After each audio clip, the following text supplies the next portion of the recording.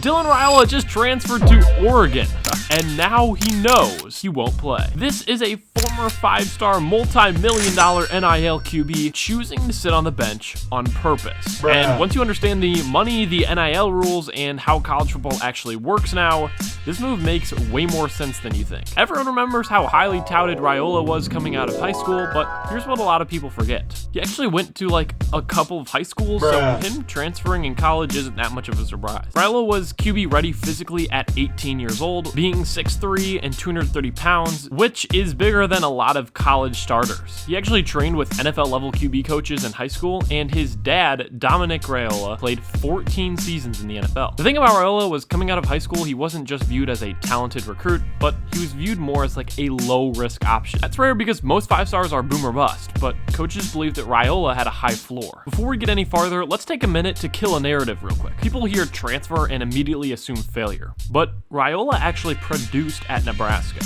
Although he was originally committed to Georgia coming out of high school, he switched and flipped to Nebraska, where he had nearly 5,000 passing yards, around 70% completion percentage, more touchdowns than interceptions, and did it behind an average O-line with limited weapons, all throughout his first 2 years in college. Also, Nebraska ranked near the bottom of the Big Ten in pass protection efficiency during his time. So really, Raiola was just trying to survive. And here's something that people have a hard time getting their heads around. NIL is no longer pay to start. In the early NIL era, if you were starting, that meant you were getting paid. Backup QBs were basically invisible, and you would have to transfer immediately if you weren't QB1. But now, your brand is better than the snaps that you get, and your social media is more important than how much playing time you get. So the new reality is a backup quarterback like Raiola at a national brand like Oregon can earn more money than a starter at a mid program. Now, why, you may ask? Because Oregon has Nike proximity and is on national TV like every week. They have way better chances at the playoffs, and typically they have better content and better exposure.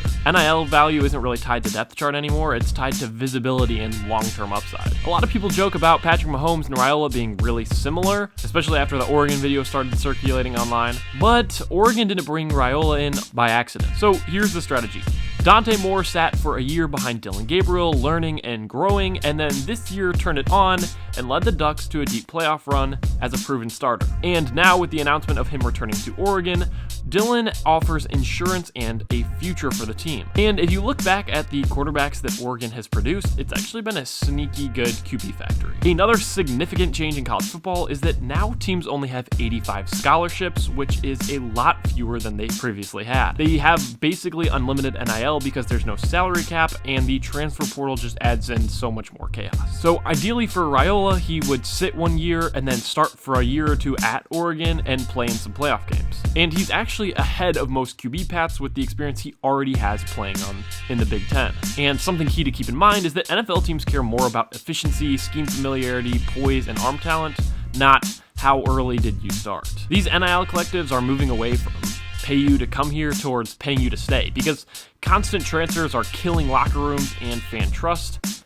and the biggest one, development. Raiola choosing to sit and stay at Oregon actually raises his value to programs and brands and signals maturity, confidence, and long-term thinking. That's pretty ideal in today's NIL world. So what happens next? Well, realistically, there's 3 scenarios. The first one, which is most likely, is that Dante Moore starts, Raiola learns, and then takes over next season, increasing his draft stock. Scenario 2 is that ultimately Dante Moore gets injured or Raiola beats him out for the QB1 battle, which is kind of hard to believe. But either situation, Raiola would get meaningful snaps and his value would skyrocket overnight. Scenario 3 would be he would sit for 1 year, but then just decide it wasn't a good fit at Oregon anymore, and so he would transfer once more, tanking his draft stock, sort of like a Nico Imalieva situation. While considering the current state of college football, which in my opinion is absolute madness, that might be the smartest QB move we've seen all year. But what I really want to know is what you guys think. So comment your thoughts on this decision from Raiola below. Thanks for watching, and I'll see you next time on Growl.